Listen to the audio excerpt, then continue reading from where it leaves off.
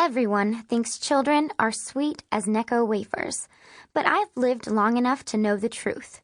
Kids are rotten. The only difference between grown-ups and kids is that grown-ups go to jail for murder. Kids get away with it. I stare out the window as Mr. Edgett's Ford Model A rumbles along the road, kicking up clouds of dust. It's so hot that the backs of my legs feel like melted gum, only stickier. We've been driving for days now. It feels like eternity. In front of us is a rusty pickup truck with a gang of dirty-looking kids in the back, sandwiched between furniture. An iron bed, a rocking chair, battered pots, all tied up with little bits of fraying rope, like a spider web. A girl my age is holding a baby that's got a pair of ladies' bloomers tied on its head to keep the sun out of its eyes.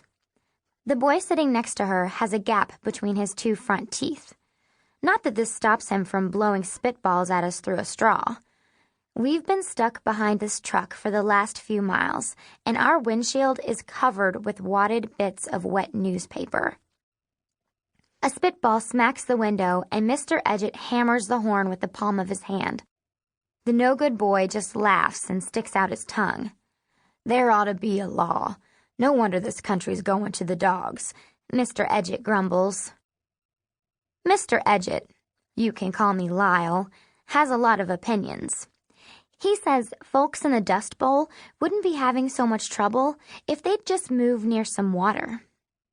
He says he doesn't think President Roosevelt will get us out of this depression, and that if you give someone money for not working, why would they ever bother to get a job?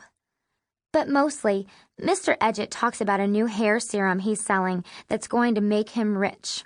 It's called Hair Today, and he's a believer. He's used the product himself. "Can you see the new hair, Turtle?" he asks, pointing at his shiny bald head. I don't see anything. It must grow invisible hair. Maybe Archie should start selling hair serum. If his pal Mr. Edgett's anything to go by, most men would rather have hair than be smart. Archie's a traveling salesman. He's sold everything. Brushes, gadgets, Bibles, you name it. Right now, he's peddling encyclopedias. "I could sell a trap to a mouse," Archie likes to say. And it's the truth. Housewives can't resist him. I know Mama couldn't. It was last May, one day after my 10th birthday, when I opened the door of Mrs. Grant's house and saw Archie standing there. He had dark brown eyes and thick black hair, brushed back with lemon pomade. "Well, hello there," Archie said to me, tipping his Panama hat. "Is the lady of the house at home?" "Which lady?" I asked. "The ugly one or the pretty one?" He laughed. "Why, ain't you a sweet little thing?"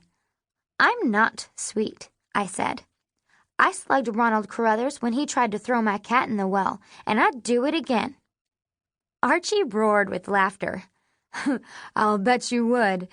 What's your name, Princess?" "Turtle," I said. "Turtle, huh?" he mused, stroking his chin. "I can see why. Got a little snap to you, don't you?" "Who's that you're talking to, Turtle?" my mother called, coming to the door. Archie smiled at Mama. "You must be the pretty lady." Mama put her hand over her heart.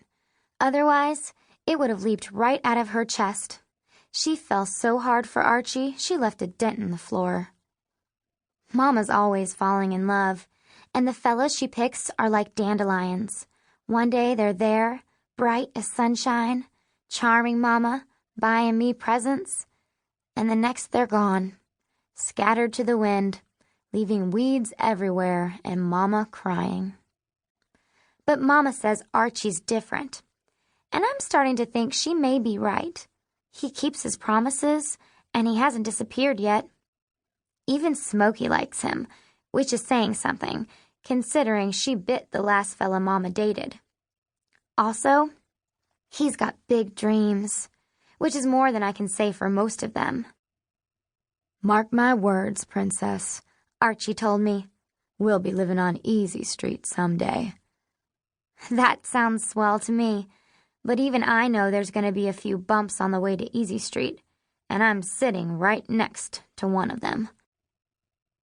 You're like little Orphan Annie and her dog, Mr. Edgett says, eyeing Smokey, who's curled up in my lap. You know, Annie's dog. What's its name?